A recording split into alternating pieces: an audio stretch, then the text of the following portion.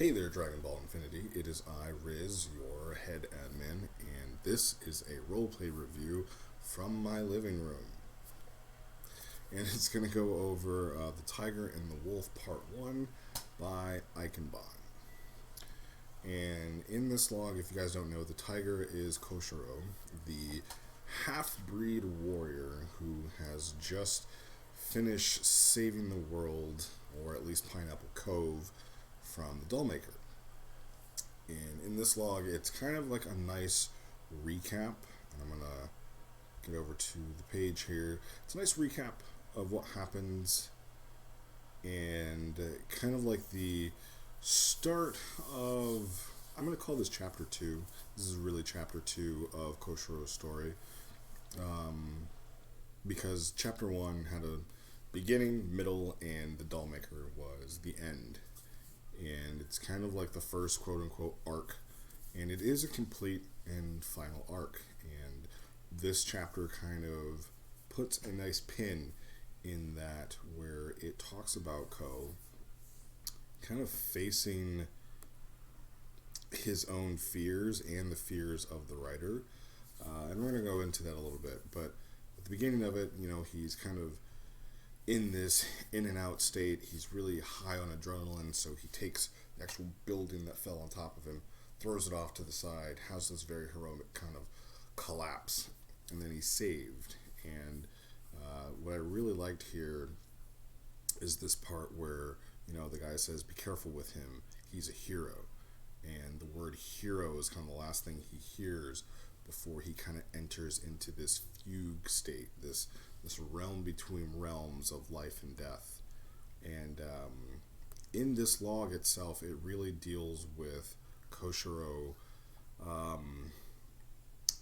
kind of dealing with the loss of his brother, Kalun, and the way that his brother's life kind of was exemplary of what a hero would be, right? Like, his brother really did have heroic origins, where you could say, like, if this were the start of an RPG, he is the quintessential hero.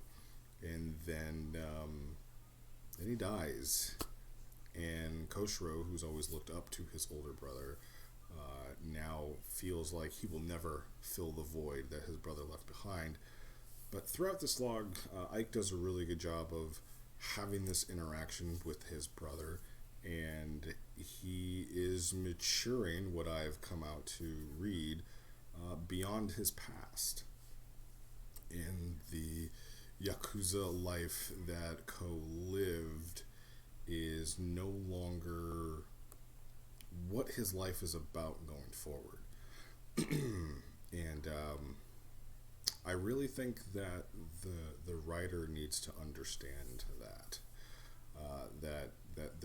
I won't say the torment, that's a very strong word, but Ko not being able to deal with what he has done, I think he outgrew that in this log. I think when he met with his brother, and I am going to make an admin decision right now, this is real. This was not a dream. This was not like just he was in the fugue. No, this was very real. This was a gift from Rendo, that right as he was about to maybe cross that rainbow bridge, Kalun was able to meet him there, and this was an actual meeting between him and his brother. You can't retcon it, can't go back on it, because Ko deserves this. I mean, he really does. He really does deserve to have some sort of closure, because I really feel like he has hung on to this idea that he's not good enough to be a hero. He sees his brother as being the hero, the EDF officer, the one who is always the strongest, the fastest, the best, the prodigy, and he was just the screw up. And he even says here, right, just tell me that I messed up. And his brother just hugs him and says, you need to look at what you did, not what you didn't do. And you need to understand that you saved a lot of people in this adventure that you had. And it's just really touching. I mean, if you guys haven't read it, it's the log again that is after the Pineapple Cove, But when he wakes up, Ko even has a transformation that shows he's changed. He gets his tail back, which I don't know if I'm just looking at the symbolism a little too heavily, but I really feel like that is a symbol that he isn't just this violent, angry dude with Saiyan DNA. Like, he is embracing this warrior that is coming out of him, that is emerging from him, and his tail is representation of that. I feel like his tail is his own will manifesting itself through his Saiyan DNA, and that's why it grew back, not just the regenerative. Now, it could be that I'm reading into this too much, but I really enjoyed the read. Ike is a very great storyteller. And then we get to kind of the end, but the end is then leading to the next part. The end is now leading to Ko is kind of being hired by the EDF to go hunt down. We don't really know his name. We just know that he's been considered the wolf, right? For those of you who are keeping up with roleplay, you would probably know who this martial arts hunter is. But it kind of makes sense that the EDF would go for somebody like Koshiro. He proved himself to be resilient and, in the face of danger, resourceful. So why not? Why not ask him to say, hey, can you go and maybe stop this murderer from killing all these martial artists? And he doesn't really believe in himself that he is capable of doing it, but they know that he's trained. They know that he's not just your regular guy, especially if they really know who he trained with, to go and come back and then, have done the feats that he has. I feel like they picked the right person. And when I say that the writer needs to understand that Ko has had a transformation, he really has. He kind of can't regress back to not believing in himself, not believing in his own strength. I mean, when he's getting his physical done, he just kicks a doctor pretty much into a wall, right? Like, he's strong, and he shouldn't really worry. He should have worry that, like, there's this martial arts out there that could take me down, but I feel like maybe he could see more of it like a challenge to step up to, even if he knows, like, hey, I can't do this, maybe some backup, or maybe even I need to go train with the person that I trained with to prepare myself for this, right? Like, this is now my life. I'm no longer the tiger of Sector 8.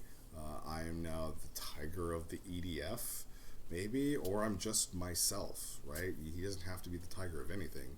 If that's a wound that he carries, and that name is something that he doesn't want, kind of like the Batosai, right? Like, he didn't want to be called that anymore because he wasn't the manslayer. He was just Kenshin.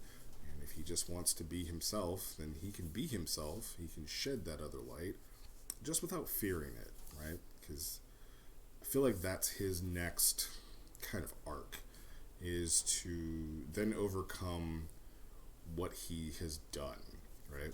So arc number 1 in Ko's development, the way I see it, was, I used to be a criminal, but that's not me anymore. Maybe. I don't think that's me. Maybe. Is it me? That's not me anymore. And then now he's kind of completed, like, I'm not. Like, I can be something more. I can be the hero that my brother was, and I can do that in his stead. I can take that torch that's been passed to me. Maybe through different means, maybe with a different fuel to that fire, right? There's other things pressed against his back that's keeping him pushing forward. But Koshiro is a hero, and I think the writer needs to really accept that and move forward with that. He's a heroic character, and everybody should kind of, I won't say everybody should recognize it, right? I'm not telling the entire RP community to start, like, bowing down to this guy. I'm like, oh, you're the hero, you're the savior. I'm not saying that, but he's done some heroic feats, and I really think that, he's not just your run of the mill person. He's tier 1, going to be knocking on tier two's door pretty soon. And as far as our current universe, like, that's kind of like the standard, right? Most of the enemies that we have been throwing at people are tier 1 and tier 2, and they have been wrecking face. So he's coming up into powers that, rival Cyver, that rival Indon on Hydia. He's no longer a dude that you can just say, hey, he's a nobody. He may not be the strongest yet, but he's definitely coming into some power pretty soon. So I really like this log. I like how it was a nice end to his last chapter, or his first one, and is a nice lead in to, you finish the Dollmaker, but now your next challenge, which is a challenge, is a slightly step up, I would say, in difficulty for him, because now it's a martial artist. Now it's somebody who is trained to use their strength, and trained to use the strength of others against them. So I'm really looking forward to this, but good job, Co. And I will see the rest of you guys on the chat channel.